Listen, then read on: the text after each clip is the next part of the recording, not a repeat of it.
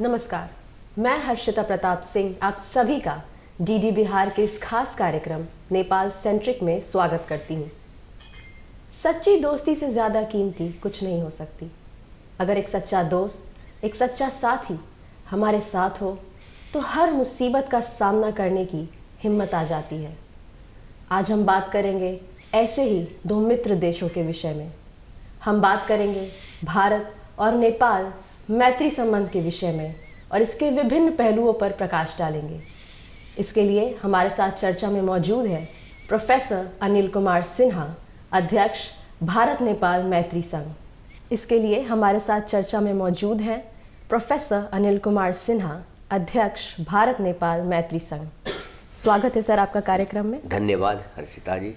Sir, अगर हम बात करें भारत और नेपाल के संबंधों के विषय में, तो इसकी जो शुरुआत हुई इसे रोटी बेटी का संबंध भी कहा जाता है। इसके विषय में आप हमारे दर्शकों को कुछ बताएं। एक चीज़ तो मैं बताना चाहता हूँ कि ये जो दो पड़ोसी राष्ट्र हैं, आज विश्व का ऐसा देश नेपाल है जहाँ पर कोई न वीसा की आवश्यकता है भारतीयों को, न नेपाली को भारत में आने के लिए वीसा की आवश्यकता है, न पासपोर्ट की आवश्यकता है, न किसी परिचय की आवश्यकता है। यह अनादिकाल से चला आ रहा संबंध है दो देशों के बीच में। एक तरह से कहा जाए तो त्रेता युग में जो शुरुआत हुई सीता और राम की, वह आज भी चली आ रही है। वो बुद्ध का जन्म नेपाल में होता है और उनके आत्मज्ञान वह बिहार के बोध गया में प्राप्त होता है। इतना ही नहीं बल्कि अन्य कई हमारे जो जैन मुनि है उनका जन्म होता है, जनकपुर में जन्म होता है। या हमारे जो संबंध है वह सिर्फ रोटी और बेटी का संबंध नहीं है, बल्कि एक तरह से कहा जाए तो दो देशों के बीच में अगर दो सार्वभौम सत्ता संपन्न राष्ट्र होने के बावजूद भी एक आत्मा दो शरीर है, ऐसा हम कह सकते हैं। हमारी भाषा एक है, हमारे लिपि एक है, हमारे रहन सहन एक है, हमारे खान पान एक है, हमारी प्रकृति एक है। हम जो चाहते हैं वो नेपाल के लोग भी चाहते हैं। हमारा धार्मिक संबंध है, हमारा आध्यात्मिक संबंध है और अनेकों ऋषि मुनियों का वह तपोस्थली रहा है। और यही कारण है कि आज रामेश्वरम से खिंचे हुए लोग पशुपतिनाथ के दर्शन करने आते हैं और नेपाल से अनेकों लोग माने प्रतिवर्ष हजारों हजार लोग वह भारत में जाते हैं, चाहे वो केदारनाथ हो, चाहे वो बाबा विश्वनाथ हो, चाहे वो देश के अन्य तीर्थ स्थल पर हो। यानी एक तरह से कहा जाए तो हमारा जो संबंध है वह रोटी बेटी का संबंध तो चला आ रहा है ही, वह रक्त का संबंध है। और मैं ऐसा कह सकता हूं कि आज भी यह त्रेता युग से जो शुरुआत हुई है वह आज भी चली आ रही है। आप दो देशों की सीमा की बात करते हैं, आपको पता भी नहीं चलेगा कि हम देश में कैसे चले गए, नेपाल में कैसे चले गए, और नेपाल के लोगों को भी पता नहीं चलता है कि हम भारत में कैसे चले आए। अगर सीमा पर आप जाएं तो एक भाई का घर नेपाल में पड़ता है, एक भाई का घर भारत में पड़ता है। ये जो संबंध है हमारा, मैंने कहा ही कि यह कोई राजनीतिक संबंध नहीं है, यह कोई सरकारी संबंध नहीं है, यह हमारा अटूट संबंध की जो प्रगाढ़ता है वह इतनी मजबूत है कि इसको कोई भी हस्ती, विश्व की हस्ती या कोई भी ताकत इसको तोड़ नहीं सकती है। हम बात कर रहे हैं कि इन दोनों देशों के संबंधों की शुरुआत कैसे हुई, तो वर्तमान परिस्थितियों में इन दोनों देशों के संबंध कैसे हैं और क्या ये पहले से और मजबूत हुए हैं, इसके बारे में आप कुछ बताएं। मैंने तो बताया ही, ये कोई संबंध नया थोड़ी है, यह कोई संबंध जोड़ने की बात थोड़ी है। यह संबंध आज भी उसी तरह मजबूत हैं, उसी तरह प्रगाढ़ हैं जिस तरह हजारों हजार वर्ष पूर्व, यानी एक तरह से कहा जाए तो जब हमारे जो प्रकृति की शुरुआत हुई है उस वक्त से जो संबंध है वह संबंध आज भी उतना ही मजबूत है। आज भी शादियां होती हैं, भारतीयों की शादियां नेपाल में होती है, नेपाल की शादियां भारतीयों में भारत में होती है, और मेरी ही बेटी की शादी नेपाल में हुई है। तो ये जो संबंध है, और एक बात और मैं बताना चाहता हूं कि नेपाल में अगर कष्ट की अनुभूति किसी व्यक्ति को होती है तो उसकी आवाज, भारत में भी सुनाई पड़ती है, उसकी गूंज भारत में भी आती है। और भारत के लोगों को अगर कष्ट होता है तो नेपाल के लोगों को भी उतना ही कष्ट का अनुभव प्राप्त होता है। ये जो संबंध है, इस संबंध को आज भी आप देखते होंगे, चाहे वो 1915 में जो भूकंप आया था, उस भूकंप में आपने देखा कि भारत ने एक पड़ोसी राष्ट्र होने के नाते और भारतीय प्रधानमंत्री माननीय नरेंद्र मोदी ने सबसे पहले एनडीआरएफ की टीम को भेजा नेपाल के अंदर। और इतना ही नहीं, राहत सामग्री भेजा। इतना ही नहीं, बल्कि हमारे वायु सैनिक भी गए वहां पर उनकी सुरक्षा के लिए, उनके जान माल की रक्षा के लिए और उनके पुनरुत्थान के लिए अनेकों प्रकार के प्रयास किए गए। और मैं तो बॉर्डर पर आता हूं, मैंने देखा कि अनेकों प्रकार के शिविर चल रहे थे बॉर्डर पर कि अगर नेपाल से कोई नेपाली नागरिक या कोई भारतीय नागरिक, क्योंकि 6 लाख भारतीय नेपाल में भी रहते हैं, अगर कोई व्यक्ति आता है तो उसको किसी भी प्रकार का कष्ट न हो, उसके प्राणों की रक्षा किया जाए, उसको भोजन दिया जाए। और मुझे लगता है कि जैसे नेपाल रो रहा था वैसे भारत भी रो रहा था। ये हमारे आत्मिक संबंध का एक नमूना मैं आपको बता रहा हूं।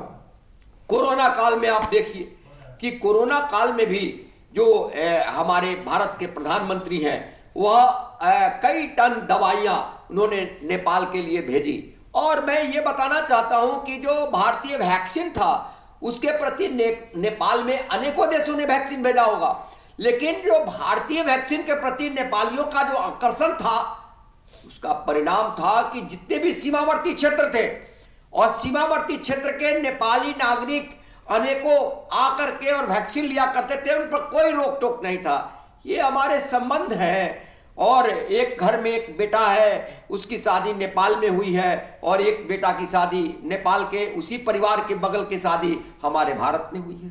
तो ये जो संबंध है और मजबूत हो रहे हैं, दिन प्रतिदिन हो रहे हैं। एक बात मैं आपको बताता हूं, 2 भाइयों के बीच में कहीं ना कहीं किसी बात को लेकर के विवाद होता है। जैसे कई बिंदु हैं, चाहे वो सीमा विवाद हो, चाहे वो अनेकों प्रकार की शक्तियां भी काम करती हैं जो दोनों के संबंध में खटास पैदा करने का काम करती हैं, लेकिन हमारे रिश्ते इतने मजबूत हैं। अब मैं आपको बता देता हूं कि जब भारतीय स्वतंत्रता संग्राम चल रहा था तो नेपाल के जो प्रथम प्रधानमंत्री थे माननीय कोइराला जी, वह भारत के जेलों में बंद थे और 4 बार भारतीय जेल में गए, इसलिए कि भारत को स्वतंत्रता प्राप्त हो। इतना ही नहीं, बल्कि नेपाल हमारे स्वतंत्रता सेनानियों का शरण स्थल ही रहा है। और मैं आज गर्व के साथ कह सकता हूं कि वह कोई राजनीतिक संबंध नहीं होने के कारण ऐसा नहीं था, कोई आधिकारिक संबंध होने के नाते ऐसा नहीं था, बल्कि नेपाली जनता ने भारतीय स्वतंत्रता सेनानियों की रक्षा की, उनको भोजन दिया और अगर उनकी मृत्यु हो गई तो वह दाह संस्कार भी किया। ये हमारे संबंध हैं। जब नेपाल में आंदोलन चल रहा था और लोकतंत्र की स्थापना के लिए आंदोलन चल रहा था, तो आपने देखा होगा कि हमारे देश के माननीय चंद्रशेखर जी ने जाकर के और वहां पर लोकतंत्र की स्थापना के लिए काम किया और लोगों को बताया भी। और जो आंदोलन परम शिखर पर था, तो भारत के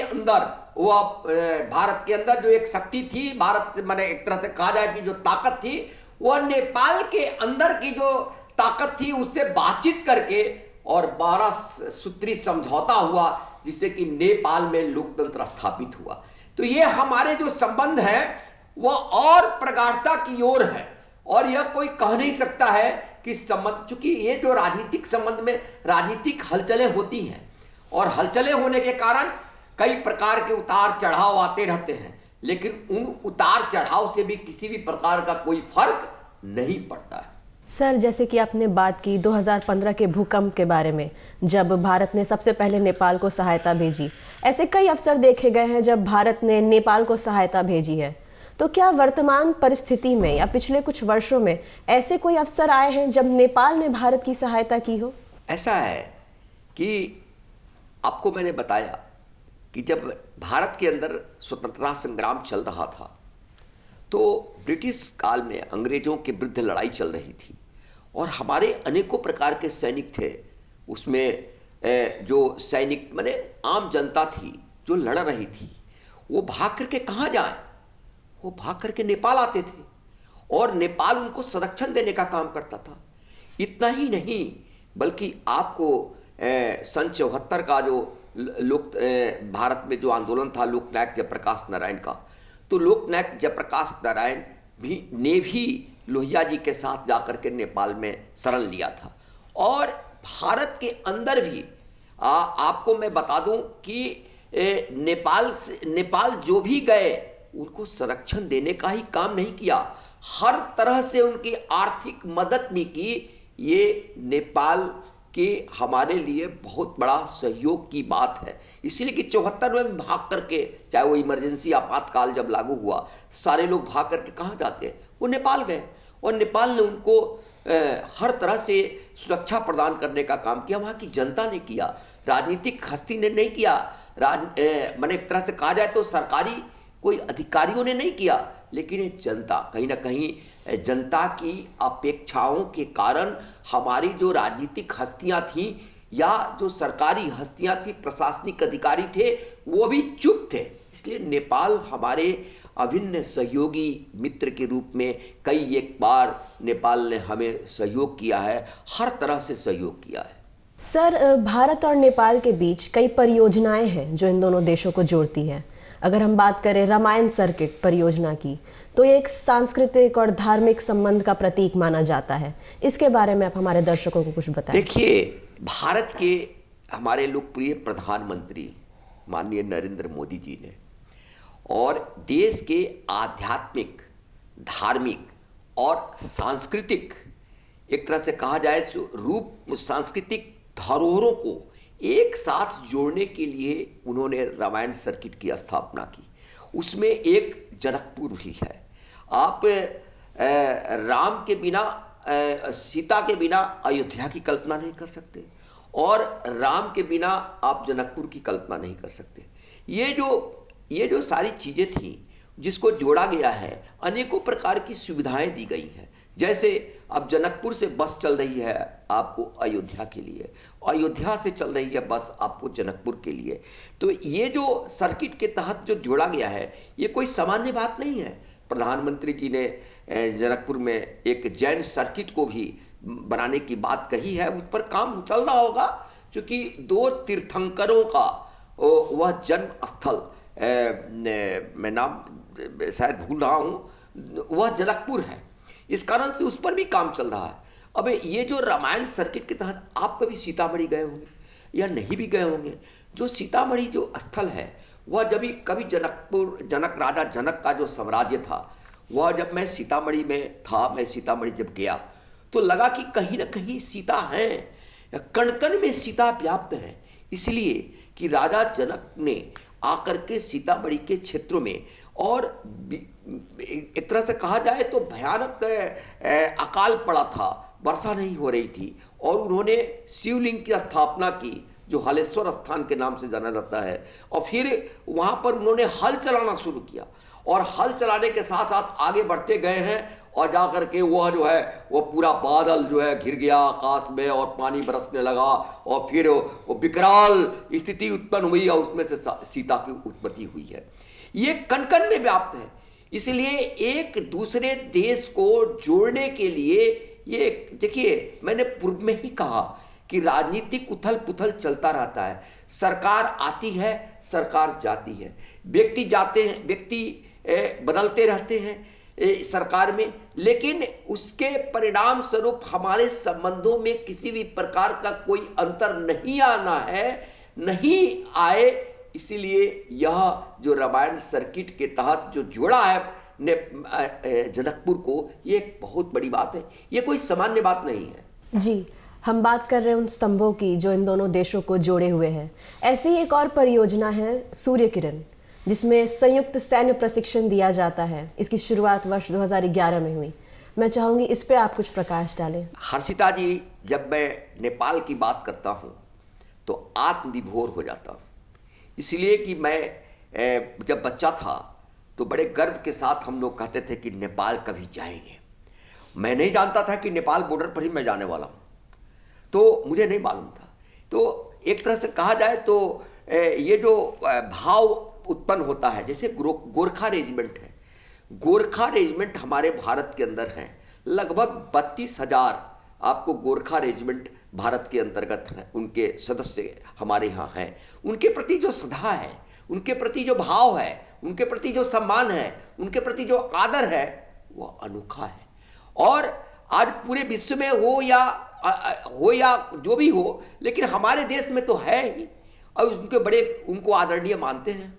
तो ये जो हमारे जो ये सूर्य किरण जो है, ये हमारे आपसी सैन्य अभ्यास के साथ साथ सैनिक उपकरण या रक्षा उपकरण, एक दूसरे को आदान प्रदान और प्रशिक्षण देने के साथ ही साथ, और एक बात और मैं बता दूं कि 1950 में जो संधि हुई, उसमें दोनों देश के जो जनरल होते हैं, उनको दोनों देश का मानद जनरल माना जाता है। ये कोई सामान्य बात नहीं है, आज भी माना जाता है। तो ये जो सैन्य अभ्यास जो होता है, वह हमारे पारस्परिक संबंध को और घनिष्ठ करने का, जोड़ने का एक तरीका है, जो समय समय पर होता है। और दोनों देश, जैसे पहाड़ी क्षेत्रों में आतंकवादी गतिविधियां कैसे रोका जाए, ये कैसे किया जाए, और फिर हमारी और रक्षा प्रणाली कैसे मजबूत हो दोनों देश की, इस पर निर्भर करता है। एक तो मैं बात बताना चाहता हूँ कि नेपाल भारत के एक सुरक्षा तंत्र का बहुत बड़ा माध्यम भी है, इसीलिए कि हमारे वह सहयोगी तो हैं ही, मित्र तो हैं ही, और भारत को कई रूप में सहयोग भी करते हैं। इसीलिए ये जो सूर्य किरण है, यह हमारे लिए और दोनों देश के लिए एक तरह से कहा जाए तो सेतु का काम कर रहा है। सर, इन सब के अलावा व्यापार एक बहुत अहम कड़ी है जो इन दोनों देशों को जोड़ती है। काफ़ी चीज़ें आयात और निर्यात भी होती हैं, तो इसका इन दोनों देशों के अर्थव्यवस्था पर कितना प्रभाव है? एक बात मैं बता रहा हूँ कि 1996 से लेकर आज तक वह निर्यात जो है भारत से नेपाल में, वह 12 गुना बढ़ा है, और लगभग आयात भी नेपाल से 6 गुना बढ़ा है। तो हमारे व्यापार बढ़ रहे हैं। ऐसे भारत के 150 उपक्रम नेपाल के अंदर चल रहे हैं, अच्छी तरीके से चल रहे हैं। और भारत, एक चीज़ मैं आपको बता रहा हूँ कि कभी कभी लोग कहते हैं बिग ब्रदर और यंग ब्रदर, ये कोई बात नहीं है, ये दूसरे लोग समझाते हैं। इसलिए मैंने कहा ही कि ये जो हमारे जो सरकार है, हमारी सरकार है, वह वहाँ पर शिक्षा के क्षेत्र में काम करती है, वहाँ के ग्रामीण विकास के लिए काम करती है, हमारे वहाँ पर जल संसाधन के लिए काम करती है, वहाँ पर अन्य निर्माण के लिए काम करती है। अनेकों प्रकार के काम हमारे चल रहे हैं। और उद्योग धंधों का उद्योग जो है, चूँकि नेपाल के अंदर भी मैं तो देख रहा हूँ कि अनेकों प्रकार के कल कारखानों का स्थापना नेपाल के अंदर हुआ है, और नेपाल अपने पैरों पर खड़ा होने की तरफ है। उसमें भारत हर ढंग से सहयोग कर रहा है। और जो व्यापार है, वह व्यापार आप बहुत अच्छी स्थिति में आगे बढ़ रहा है। अब भारत सरकार को थोड़ी ध्यान देने की आवश्यकता है, इसलिए कि नेपाल हमारा पड़ोसी राष्ट्र है और उसको किसी प्रकार की आवश्यकता होती है व्यापारिक संबंध और आगे बढ़े। इसके लिए नेपाल के व्यापारियों को और भारत के व्यापारी आपस में मिलते रहते हैं, जुलते रहते हैं, बैठते रहते हैं, बातचीत होती रहती है। इसलिए विदेश विभाग भी इस विषय पर सक्रिय रहता है। जी सर, हमने इन दोनों देशों के संबंध के शुरुआत के विषय में चर्चा की, वर्तमान परिस्थिति के बारे में चर्चा की। तो सर, इन दोनों देशों के मित्रता के संबंध के भविष्य को आप कैसे देखते हैं? एक चीज़ मैं बता रहा हूँ कि भारत में जो विदेश से पढ़ने वाले विद्यार्थियों में 26% नेपाल के विद्यार्थी रहते हैं, और हजार विद्यार्थियों को वह स्कॉलरशिप भारत सरकार देती है, जो नेपाल से भारत में आकर के, चाहे वो इंजीनियरिंग के क्षेत्र में हो, चाहे वो मेडिकल के क्षेत्र में हो, चाहे वो पारा मेडिकल के क्षेत्र में हो, चाहे अन्य प्रकार के जो तकनीकी क्षेत्र हैं, उन क्षेत्रों में वे बच्चे पढ़ने आते हैं और पढ़ करके जाते हैं, और भारत सरकार उनको पूर्ण स्कॉलरशिप देती है। ये इसलिए कि वो आगे बढ़ें।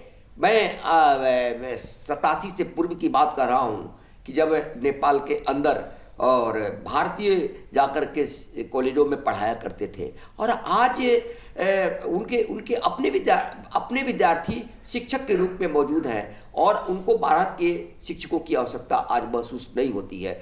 तो उनके समग्र विकास में भारत हर प्रकार का सहयोगी भूमिका अदा कर रहा है और आज उसी का परिणाम है कि नेपाल के लोग भारत को अपना मानते हैं और भारत के लोग भी नेपाल को बड़े आदरणीय सम्मान के साथ देखते हैं, श्रद्धा के साथ देखते हैं और एक बार नेपाल जाने की मुक्तिनाथ दर्शन के लिए तरसते हैं और वो अपने को धन्य समझते हैं कि हम मुक्तिनाथ जाएंगे। जिस प्रकार वो हमारे तीर्थ स्थानों पर आकर के अपने को धन्य समझते हैं, उसी तरह हमारे अंदर भी यह भावना रहती है कि हम मुक्तिनाथ जाएं।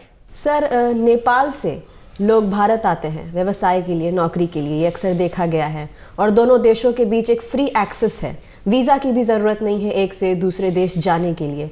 इसको आप कैसे देखते हैं? मैंने तो पूर्व में ही कहा कि 1950 की जो संधि हुई उसके तहत दोनों देश के लोग एक दूसरे देश में जाकर के स्वतंत्र रूप से व्यापार कर सकते हैं, नौकरी कर सकते हैं, पढ़ सकते हैं और लगभग 60 लाख नेपाल के लोग भारत में रहते हैं और उनकी आजीविका यहीं पर वो प्राप्त करते हैं, उनका जीवन यापन चलता है और करोड़ों करोड़ों रुपया वो अपने देश में भेजते हैं। उसी प्रकार लगभग 6 लाख से 10 लाख लोग नेपाल के अंदर भारतीय जाकर के अनेकों प्रकार के व्यवसाय कर रहे हैं और अनेकों प्रकार के अपने जीवन यापन के लिए तरह तरह के काम कर रहे हैं। और एक चीज़ मैं बता रहा हूँ कि अनेकों प्रकार की नौकरियाँ भी कर रहे हैं। तो ये जो संबंध है यह हमारे प्रगाढ़ता का एक जीता जागता उदाहरण है, हमारे संबंधों की मजबूती का एक बहुत बड़ा उदाहरण है और 1950 का जो संधि है वो मील का पत्थर है। सर, हम अपने कार्यक्रम के अंतिम पड़ाव पर आ गए हैं। आप जाते जाते कुछ संदेश देना चाहेंगे हमारे दर्शकों को? बिल्कुल, मैं ये चाहूँगा कि पीपुल टू पीपुल कनेक्टिविटी और बढ़े और भारत के अंदर नेपाल के जो लोग आते हैं उनकी सुविधा बढ़े। भारतीय सीमा पर जो नेपाल की सीमा से जुड़ते हैं, इसलिए कि 23 जिले उनके जुड़ते हैं हमारे भारत से, उन 23 स्थानों पर सीमा क्षेत्रों में और अच्छी से अच्छी व्यवस्था हो। क्योंकि नेपाली जब आते हैं भारत के अंदर तो वो दिल्ली नहीं जा पाते हैं बहुत सारे लोग, लेकिन वो भारत को वही देखते हैं जो सीमा क्षेत्रों में पहुंचते हैं। तो उसका विकास होना चाहिए और रेल की जो सुविधाएं हैं उसमें बढ़ोतरी हो, इसलिए कि नेपाल में जो काठमांडू तक जो रेल सेवा चलने वाली है या भी जनकपुर से शुरू हुआ है, वहाँ जयनगर से जो शुरू हुआ है वह आगे जाने वाला है। तो ये जो सारी सुविधाएं हैं वो और आगे बढ़ें और नेपाल से के यंग जनरेशन से जो नई पीढ़ी है उसे मैं आह्वान करता हूँ कि वो भारत को समझें और भारत के लोग भी नेपाल को समझें और एक दूसरे की भाईचारा के संबंध को और आगे बढ़ाएं। मन भेद नहीं होना चाहिए। अगर किसी भी प्रकार का कोई मतभेद होता है तो वह सरकारी स्तर पर, प्रशासनिक स्तर पर, राजनीतिक स्तर पर होता है, लेकिन मनभेद नहीं बढ़ना चाहिए। यह मैं नेपाल के लोगों से भी, भारत के लोगों से भी आग्रह करूंगा, इसलिए कि नेपाल हमारे लिए विशेष है और नेपाल के लोगों के अंदर भी भारत के लिए एक विशेष स्थान है। दर्शकों, आज हमने अपने कार्यक्रम में बात की भारत और नेपाल के संबंध के विषय में और कैसे इन दोनों देशों की दोस्ती समय के साथ और मजबूत होती जा रही है। बहुत बहुत धन्यवाद सर हमारे साथ जुड़ने के लिए। आपको भी बहुत बहुत धन्यवाद, आभार। इस अंक के लिए इतना ही। हम आपसे फिर मिलेंगे इसी कार्यक्रम नेपाल सेंट्रिक के अगले अंक में और एक नए पहलू पर चर्चा करेंगे। तब तक के लिए हमें दीजिए इजाजत। आप देखते रहिए डीडी बिहार। नमस्कार।